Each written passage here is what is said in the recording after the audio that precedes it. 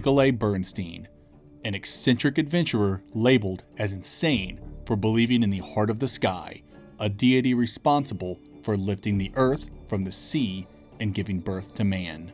To prove dissenters wrong, Nikolai boards his dirigible and flies to the middle of the ocean, to the cradle of mankind. But a bolt of lightning crashes into his vessel. Then everything goes black. Nikolai awakens in a dank, dark cavern, in a body that's not his own. A tiny robot hovering overhead appears and explains the biomechanical implants it used to save Nikolai's life, and that they're located exactly where Nikolai had been searching for, Balam, the fortress of the old gods. Finally, Nikolai had proof he wasn't insane after all. Outbuddies DX falls squarely on the Metroid side of Metroidvania. And I'm not just talking about how it lacks any RPG elements. Outbuddies DX straight up jacks Metroid's formula. And I'm specifically referring to the original Metroid on the NES. Like, if you were to take the original Metroid, ramp up its difficulty, but utilize modern sensibilities like checkpoints, add more gameplay mechanics, and make its world bigger with more to discover, you'd get Outbuddies DX. Playing it almost feels like you're stuck in a freaky alternate timeline where Metroid can crawl. Needless to say, if you like the original Metroid on the NES, Outbuddies DX is going to float your boat. I mean, not only does this game feel like an alternate evolution of Metroid from another dimension, but the dude literally gets knockoffs of the Morph Ball and Freeze Beam. But what if you're like me and aren't too fond of the original Metroid? Is this MV still worth playing? Dude, I don't know. This game's rough. It's hard, its level design is often cruel, and the controls just aren't as refined as they need to be. And that map. But I beat it. Despite the enormous amounts of frustration, I persevered. So maybe there's something here? Let's talk about it. Before discussing combat, we gotta dive into the controls, because they aren't doing this game any favors. When I say controls, I mean two things: movement and control setup. Let's start with movement. I hate it. Not always, but it has its limitations, and if you don't adhere to these limitations, you're gonna have a bad time. Nikolai Bernstein, or Little Nicky as I'll be referring to him moving forward, moves decently enough, but jumping's when the game shits the bed, especially when you're near a wall. Nicky has a wall jump from the get-go, and it is so bad. He rebounds off walls in such an unnatural way. Typically, wall jumps in games retain character momentum, but this isn't so for Lil Nicky. He bounces off in a strange arc that destroys his speed and horizontal distance. It feels weird and takes a while to get used to, but the worst part is that it procs whenever you're near a wall. Get too close and BAM! You're wall jumping now, nerd. This gets super frustrating when you're in the heat of battle or in the middle of an intense platforming section. You try to double jump, but wall jump instead, doing that stupid arc that kills your velocity and rhythm, which in turn most likely kills you. Wonderful. As for the control setup, I guess the best way to describe it is there are just too many buttons with too many actions. There's a button for the primary shot, one for a secondary shot, buttons that cycle through primary weapons and secondary weapons, a button to hold for dashing, and another for dodging, initiating your jetpack, and for crawling. Then you can flick your right analog stick up to switch to your robot buddy, where every button does something completely different. It's a lot to remember and is initially overwhelming. Things get especially irritating when you forget one of your abilities and get stuck somewhere that really needed you to remember that ability to progress. If you're going to play this game, I recommend not having long spans of time between play sessions. Trust me on this one. The last thing I'll say about the controls is they're not as responsive as the game demands them to be. The charge shot never felt reliable. Double jumping or landing from a jump makes Nicky do this rolling animation, and if you released the button to shoot during this animation, you instead do nothing and you lose your charge. It's a silly design decision that limits your attack windows and never felt great. I hated having to wait for the rolling animation to end before I could shoot, especially while double jumping. And dash jumping required more space than some of the smaller platforms provided. You literally have to run slightly off smaller platforms before pressing the jump button to make the dash jump work, or else you do a regular jump that wouldn't even come close to your destination. It just didn't feel great. And shooting in multiple directions while in the air? Forget about it. Some sections required you to shoot multiple switches while airborne, and I hated it. Shooting in one direction and then trying to quickly pivot to another was such a poop shoot. You couldn't be too quick or it just wouldn't work. It's tough to explain, but believe me when I say it felt bad. And swimming sucked. I've nothing in particular to say about it. There's just a lot of swimming and it's slow unless you're dodging everywhere while underwater, but that's a good way to get bodied by a school of fish. So you're pretty much forced to go slow. All in all, the movement just wasn't as responsive as it needed to be, and that's a shame. With controls finally out of the way, how's combat? Foundationally, combat's fine. You see a monster, shoot it until it's dead, repeat until genocide is achieved. Functionally, combat's a slog. You can only shoot in the 4 cardinal directions, so of course every flying enemy is the worst. And of course all the bugs that crawl on the ceiling drop onto your head once you're directly below them, making setting up for the perfect shot pointless. And they love to fall on your head from off screen, so that's nice. Some of the bigger enemies are bullet sponges, requiring multiple shots from your regular pistol and even from your more powerful missiles. So they'll stop you in your tracks if there are multiple of them. Ultimately, combat during exploration got tiresome. I eventually found myself swerving every encounter with my handy dandy dodge roll. This thing was a lifesaver, not just because of the iframes, but because it saved me from dying of old age against fighting all these tanky enemies. It wasn't until I found the enemy freezing bubble gun that I started enjoying enemy encounters again. Mainly because I could freeze enemies and run away. There are 4 guns to acquire, and each gun has a charged shot. And the bubble gun's charged shot is so broken. It frees enemies and scatter bubbles on the ground like caltrops, freezing any enemies who touch them. And it was funny because frozen enemies would eventually unfreeze and then immediately step on a bubble and freeze again, like the Sideshow Bob Rake gag from The Simpsons.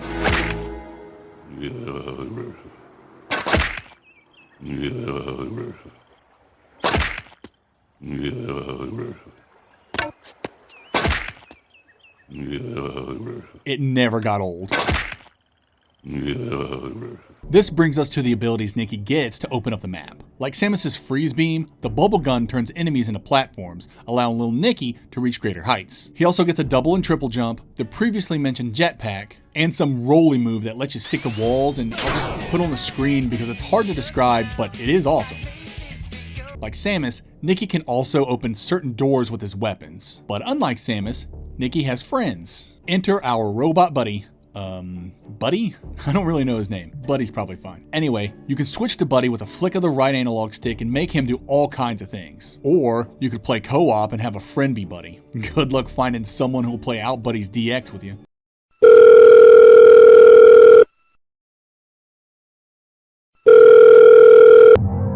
Hey, what's going on, man? You sound real busy, but I got this game I want to play called Outbuddies DX where you can...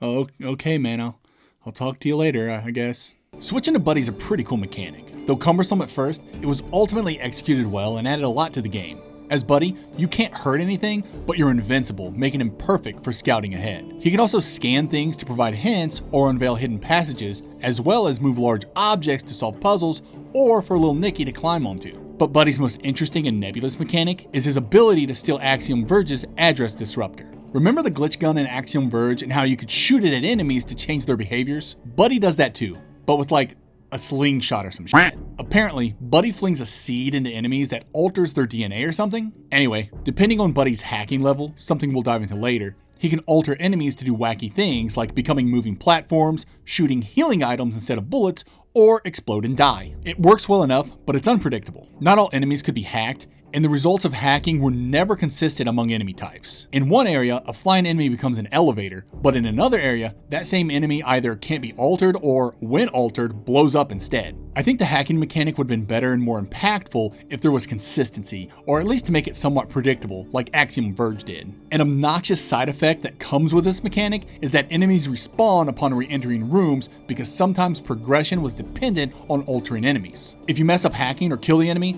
just leave the room and come back in. I understand the respawning's necessity, but it certainly didn't help with the slog that was the game's combat during exploration. However, combat isn't completely lame. Boss fights were excellent. I loved almost every boss encounter Outbuddies DX threw at me. Granted, not all of them were bangers, but they were all okay, with the mid to late game bosses being spectacular, both in grandeur and challenge. I'm not going to say they were the toughest bosses I've ever faced, but they put up a good fight. I probably died to each of the late game bosses a half dozen times or more before making them my branch. The fights typically fell into one of two camps, an all-out brawl or a puzzle, the latter meaning you had to figure out the boss's weak point before you could do damage. There's also a platforming based boss that requires you to move and jump all over the place to hit switches to take them out. Overall, there's quite a bit of diversity in the boss encounters, and each encounter was well done. Boss fights hit that sweet spot of being highly challenging yet fair. Each attack was telegraphed properly, making knowledge from previous defeats invaluable and ultimately making you feel like a god once you got all their tails down. And dying just puts you in the beginning of the room so you could just try again immediately, creating an excellent feedback loop that I love in my boss fights. But what I thought was really cool about these fights is how they could be made easier as a reward for exploration. Throughout Balam, Nikki will find imprisoned Wozan, a friendly tribe who's been trapped in this sunken city for generations. You'll typically find them behind special gates that can only be opened if you have a collectible called the Treasure of the Old Gods. For every 6 Wozan you find, 1 Wozan will run into a boss battle carrying a healing item for you. So, if you free 66 out of the 80 Wozan, 11 of these little guys will run in to heal you. I cannot understate how much I love this mechanic. Not only do you get rewarded for exploration, but the reward is genuinely helpful because some of these bosses are downright brutal. I mean, you could use the Treasure of the Old Gods to buy a resurrection from a creepy NPC chilling outside of the boss rooms, but that means you might not have a treasure to rescue your boys with later. That's not something I could live with. So yeah, you're incentivized to explore, which I get is a fundamental of Metroidvanias, but I just felt Outbuddies DX did a great job with its out-of-the-box heal you during the boss fight reward system. Find the Treasure of the Old Gods, find your little buddies, use the treasure to set them free, fight together to free their tribe from oppression. It's a wonderful marriage of motivation, narrative, and rewarding exploration. What's not rewarding is trying to use the in-game map to navigate this freaking place. Dude, no joke, and no disrespect, but the map is garbage, and it's huge. It's huge garbage. It requires a lot of scrolling. Like, this map could be improved simply by letting me zoom out so I can view the entire thing. It's tough to set a course for myself if I can't simultaneously see where I am and where I want to go. And it only gets more confusing when you have to start using warp points. Warp points in this game are fixed, meaning they're paired and only warp you between each other. You can't just go to any old warp point and warp to any other warp point. What makes this worse is that warp point connections are represented by skinny little lines on the in-game map. And because some of these warp points can take you clear across the world, it's cumbersome to memorize where each warp goes. And it's hard to track on the map because you have to doom scroll to figure out where warp points go because there's no zoom out feature. It's kind of a mess, but it's not a terrible map. Rooms are represented well, and points of interest are automatically labeled as you find them, though labeling everything with an exclamation point isn't the most helpful. Making this map more palatable is an easy fix. Let me zoom out, use multiple labels for points of interest, and declutter the map by making warp points act like standard fast travel so I wouldn't have to follow these stupid little lines to see which points are connected. Allowing warp points to warp you anywhere instead of being fixed would do wonders for backtracking as well. To understand the horrors that is backtracking in this game, you must first know that Balam is gigantic, and Outbuddies DX wants you to get lost in it. This game provides zero direction on where to go, so getting lost is par for the course. You really need to rely on your skills of observation and memorization if you want to progress or backtrack. Honestly, even though there's no guidance, progression's really not that bad. The game's actually pretty linear and keeps you on course as long as you're paying attention. Just open up that awful map and find areas you haven't been to yet, and you should be fine. Backtracking, on the other hand, never felt fine. With fixed warp points instead of true fast travel, backtracking was demoralizing. There were lots of times I didn't backtrack to collect things because it'd take forever to get from one side of the map to the other. Maybe it actually wouldn't take that long, but it sure felt like it took forever, especially because I'd have to make the trip again to get back to where I originally was. And it didn't help that all the biomes pretty much looked the same. Large underground caverns. There were a couple that looked different, the fiery place for example, but most were just craggy, water-laden caves. And if I had to backtrack through a swimming area, I'd call the whole operation off. Now that I think about it, exploration as a whole felt like a chore, thanks to the game's cruel level design, especially in the later biomes. If you didn't gather from my cold open or from my discussion on boss encounters, Outbuddies DX is a pretty difficult game, and it sure likes to play spikes and instant death acid off screen so you'll jump into it for the 50th time like a f***ing moron. It's irritating, but because death resets you to the beginning of the room instead of sending you all the way back to save points, it saved me from setting my console on fire. I guess you could have buddies scout ahead so you know exactly where the death acid is before jumping, but then you'd have to do that for every pit you have to jump into, and that'd likely double the game's playtime. I always just took my chances. This was always a bad idea. Truthfully, because of the controls and the level design, I found myself pretty demotivated for the first hour or so of this 10-hour game. I just wasn't digging the exploration. It wasn't until I found the Wozon settlement that I got energized and excited to play. I attribute a lot of this demotivation to the atmosphere. I don't want to harp on it for too long because this is subjective, but I just didn't like the dark, samey biomes and the swimming. The sound effects sounded stock, and the music wasn't my thing. I loved the ending credits track, and the angel choir that played in the final biome was exactly what I love to hear in a final biome. But I played most of the game muted and just listened to YouTube videos in the background. The enemy designs were fine. There wasn't a ton of enemies, and they all fell into 3 categories: crawly monster, buff monster, flying monster. There were a couple of other types, but they were few and far between. I think the thing that kept me going, at least initially, was Outbuddy DX's narrative. It was intriguing. You're an adventurer others think are crazy for believing in something, so you've set out to prove them wrong. Gods and eldritch beings are discussed, the origin of mankind is alluded to, a sunken city is found, and some strange robot rescues you by giving you biomechanical implants. That's a solid start if I've ever seen one, but it all just peters out from there. There are long stretches of time where no new information is given, either explicitly or through environmental storytelling, and your excitement dwindles pretty early. You eventually come across the Wozon settlement in a robot lore room, and the bosses sometimes give you information in story bits, but it's really not enough to keep you excited, nor is anything paid off in the end. There's all this talk about a prophecy and how you're just a puppet who doesn't know he's being manipulated, but none of these things get actualized by the end of the game, and I think that's because the dev wanted to answer these questions in a sequel. The question mark punctuating "to be continued" is a dead giveaway. Well, we'll see if that happens, I guess. The only other thing I can say about the narrative is there are no alternate endings. Even if you save all 80 Wozon, nothing changes. But you do get an achievement and the satisfaction that you saved all your little buddies, so there's that. I want to wrap this up by talking about your robot buddy's hacking skill and the Corrodium protocols. The reason I'm bringing up the protocols so late is because I'm actually not entirely certain about them, but I think they're more important than the game lets on. Corrodium protocols are collectibles hidden throughout the map, and collecting the first one was the first real shot of dopamine I got from this game because their lore implication was phenomenal. Using the game's own words, I quote, "Corrodium is an omnipotent submolecular organism derived from the birth of our galaxies. The old creators used corrodium powers to shape Balam and even create and modify life forms." End quote. So, you find 3 Corrodium protocols, and Buddy gains the hacking skill so he can alter what enemies do. Any 3 protocols found afterward will increase his hacking level. This is where I think the game dropped the ball on hacking. I had no idea what my hacking level was, nor did I know what increased hacking levels let me achieve. I eventually figured out you can see your current hacking level with the boxes above Buddy when he's about to flick his seed. I hate that sentence. But I never knew what to do with that information. What was so important about the hacking level? The game tells you that the higher the level, the more you're able to hack, but what does that mean? There's never a point where the game says, nope, you can't hack that enemy, get a higher hacking level, ass.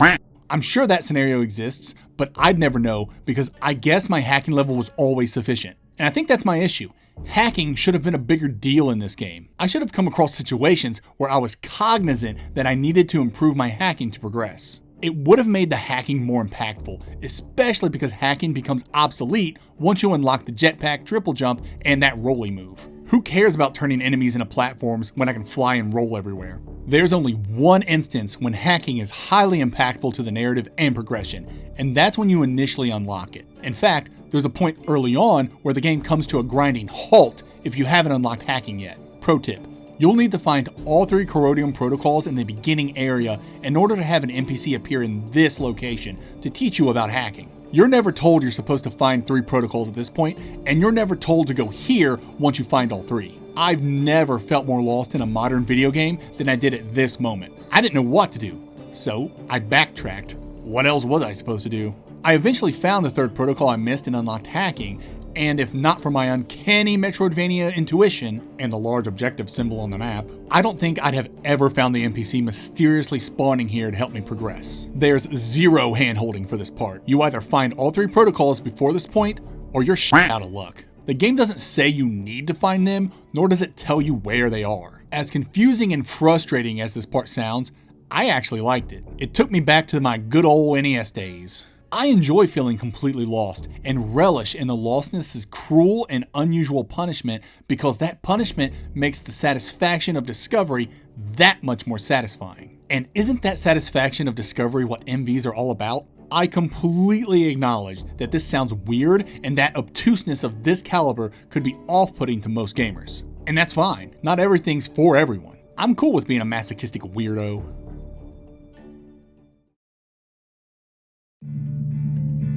Outbuddies DX is a tough one to recommend. I ultimately enjoyed it, but I had to push myself to play it. And once I finally got into it, it was less about liking the game and more about being stubborn and not wanting the game to beat me. I'm only kinda kidding. Outbuddies DX is a decent, if not flawed, Metroidvania with a garbage map and wonky control responsiveness. Metroidvania vets might like this one if they're up for a challenge and like their Metroidvanias to be closer to the Metroid side of the spectrum. As for MV newbies, you might want to steer clear of this one until you know if you like the Metroidvanias or not. Outbuddies DX is not a forgiving game and will test your exploration chops by throwing you into its gigantic map and laughing as you stumble about.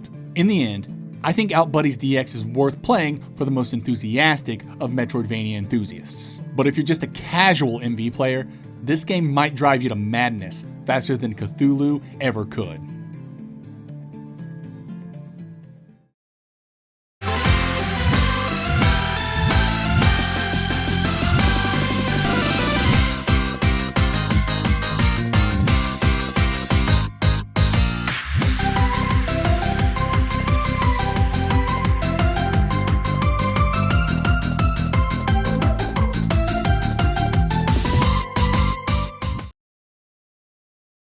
Alright, I'm going to out how much of a nerd I am, but when I was playing Outbuddies DX, I came across this guy, this boss, and he says something to you. I've read my share of Lovecraft, and I've played enough games to really know, like, oh, yeah, that's Rylian, or however the heck you pronounce it, right? I can probably go on Google and translate that, or I can go somewhere, and yeah, in fact, there is this, like, database that you can take this Rylian language, pop it in, and it will translate it for you. And so I did that. I was up I don't know, man. I was up for a while trying to figure this out. Google Translate couldn't figure it out. The Rylian translator website couldn't figure it out either. It just kept giving me back like garbled nonsense. Like it wasn't doing anything. So I tried to experiment with like other things. Maybe it's not Rylian. Maybe it's something else. And so I thought, well, I found some Maori heads or Maui heads or whatever, how you pronounce that, in the game. So maybe I can use the Maori language. So I tried using that and I couldn't figure anything out. I tried Arabic, whatever. So I was trying all these things. Then suddenly I hear outside my office door, it's my wife, and she says, "Hey, want to f***?"